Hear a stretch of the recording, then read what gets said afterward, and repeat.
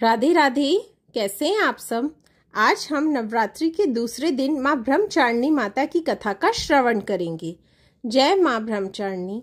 नवरात्रि के दूसरे दिन माँ ब्रह्मचारिणी की पूजा अर्चना करने का विधान है। आपको बता दें कि ब्रह्मा का अर्थ तपस्या है और चारिणी का अर्थ आचरण करने वाली यानी तप का आचरण करने वाली देवी। वही देवी के इस रूप को माता पार्वती का अविवाहित रूप माना जाता है। मान्यता है कि माँ की पूजा करने से व्यक्ति को धन समृद्धि की प्राप्ति होती है, साथ ही भक्त के अंदर तप करने की शक्ति आती है। वहीं अगर आप नवरात्रि के दिन माँ ब्रह्मचारिणी की पूजा अर्चना कर रहे हैं तो आपको यह व्रत कथा जरूर पढ़नी चाहिए। पूर्व जन्म में ब्रह्मचारिणी देवी ने पर्वतों के राजा हिमालय के घर पुत्री रूप में जन्म लिया था।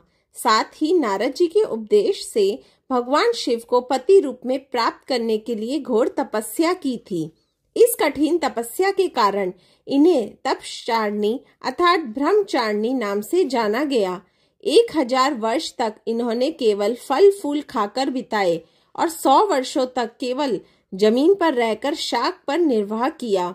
कुछ दिनों तक कठिन उपवास रखे और खुले आकाश के नीचे वर्षा और धूप के घोर कष्ट सहे। 3000 वर्षों तक टूटे हुए बिल्व पत्र खाए और भगवान शंकर की आराधना करती रही। इसके बाद तो उन्होंने सूखे बिल्व पत्र खाना भी छोड़ दिया। कई हजार वर्षों तक निर्जल निराहार रहकर तपस्या करती रही। पत्तों को खाना छोड़ देने के कारण ही इनका नाम अपर्णा नाम पड़ गया। कठिन तपस्या के कारण देवी का शरीर एकदम क्षीण हो गया। देवता ऋषि सिद्धगण मुनि सभी ने ब्रह्मचारिणी की तपस्या को अभूतपूर्व पुण्य कृत्य बताया, सराहना की और कहा, हे देवी, आज तक किसी ने इस तरह की कठोर तपस्या नहीं की। यह आपसे ही संभव थी।